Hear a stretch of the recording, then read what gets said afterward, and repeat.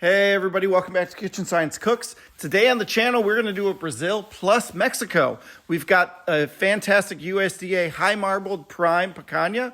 We're gonna mix that with a little bit of homemade El Pastor marinade out of Mexico. We're then gonna go ahead and pop these steaks on our smoker, and they're gonna turn out fantastic. Stay tuned. So the first step we have in our El Pastor picanha steak making method is we need to salt that fat cap. The reason that we're doing that is we want to remove as much of the excess water out of there so that when we put it on the smoker in steak form, we're able to render that fat much quicker, get it to yellow out and cook down more and get more smoke permeation into the fat, because the fat is the reason people love to eat picanha. So let's go ahead and get a nice thick layer of salt on here. We're going to let it sit for at least an hour to an hour and a half. And after that, I will show you what the next step is. All right, so it's been 90 minutes and we have gotten as much of the salt off of there as we can with a damp towel. Now we're gonna go ahead and take our picanha and cut it into steaks.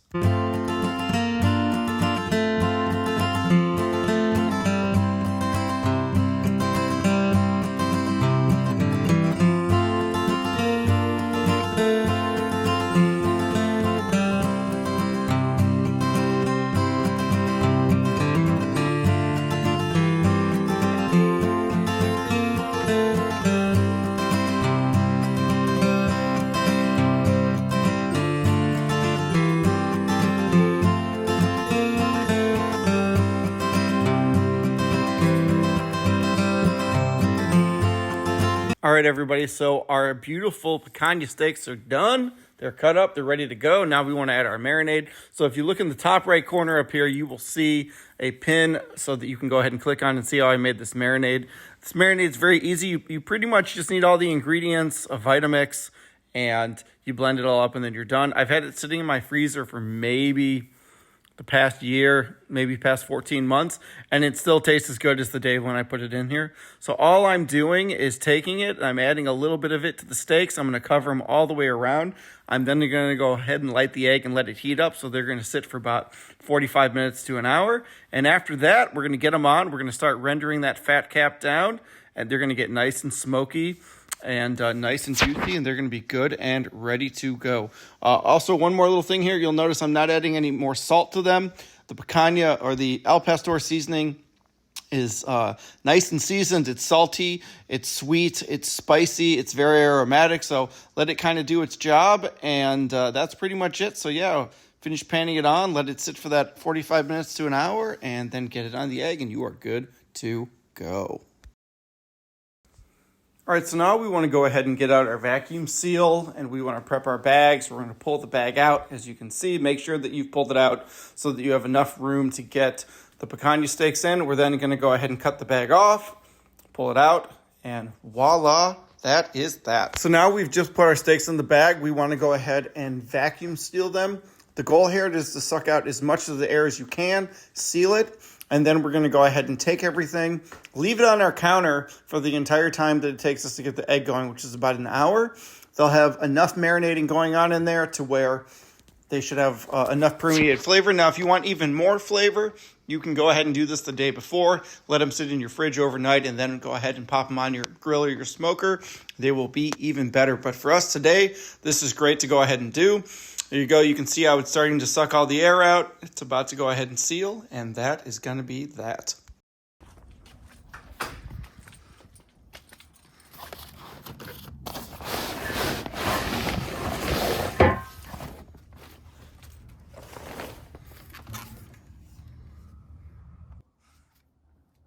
All right, so right now we're going to go ahead and set up the egg. So I like to do these direct sear methods, similar to the pork steak style methods, where they get the coals as far away from the grill as they can.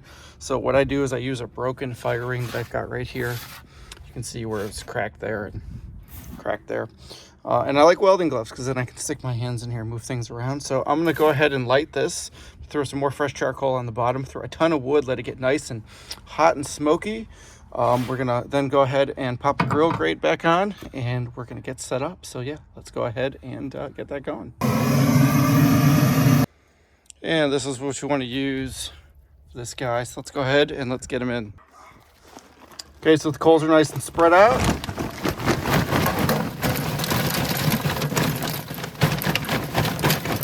There we go. Don't need a lot.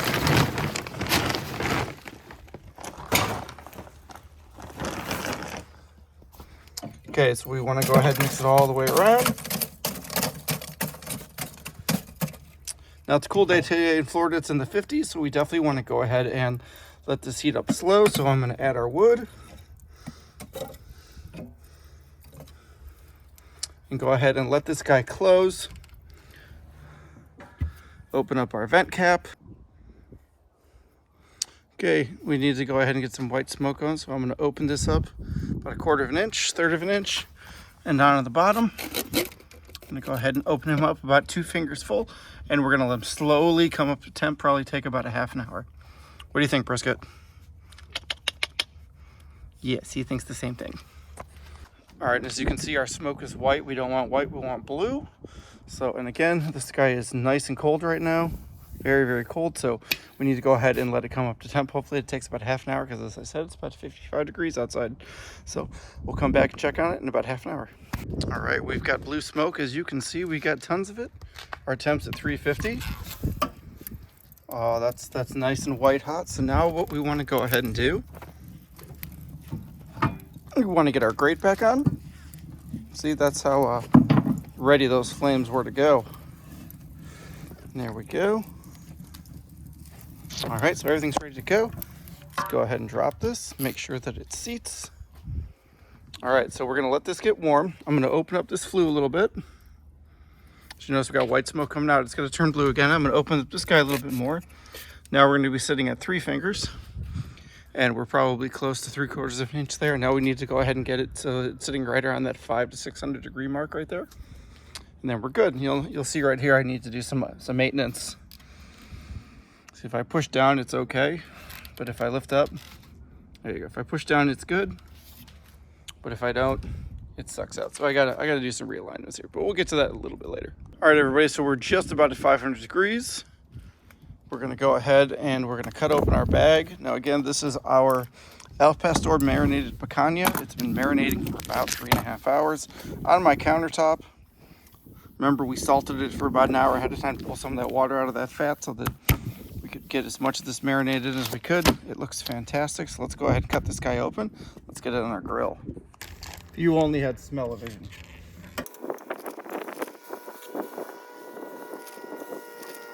So the goal here is to get as much fat rendering as we can. I gotta close this, but that's why they're all sitting on their fat cap first, so that we can get that started. You'll notice the flames are nice and high because there's a lot of wood in there. So we're gonna come back, we're gonna check it in about 5-10 minutes. All right, it's been about 5 minutes. Let's go ahead and check them. Oh yeah, that is doing exactly what I was hoping that it would do. Look at that. Pop them over here.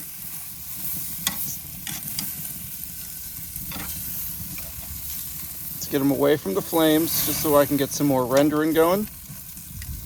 But that looks great. All right, another 5 minutes have gone by. Let's see where we are. Ooh. Ooh. Oh yeah. That looks great. So I'm gonna start flipping them over so we can start getting some searing going, man, because I think we're good on the fat cap. Put this guy right there, little guy there, big guy there.